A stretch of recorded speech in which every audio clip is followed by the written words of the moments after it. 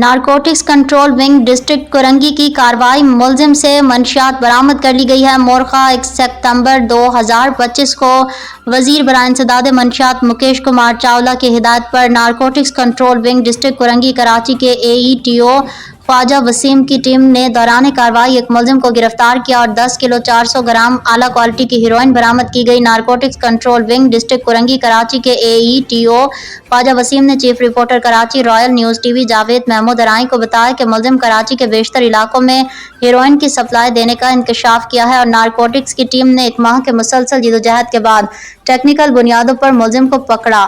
ملزم کی شناخت مرزا علی ولد عبدالرحمان کے نام سے ہوئی۔ ملزم کا تعلق بین الصوبائی منشیات گروہ سے ہے جو پشاور سے کراچی تک منشیات سپلائی کرتا ہے۔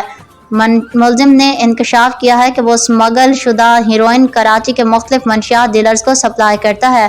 اس سلسلے میں Sindh control of narcotic substance CNS act 2024 کے تحت مقدمہ نمبر 15/2025 درج کر لیا گیا ہے اور مزید تحقیقات جاری ہیں تاکہ دیگر شریک ملزمان کے خلاف قانونی کارروائی عمل میں لائی جا سکے۔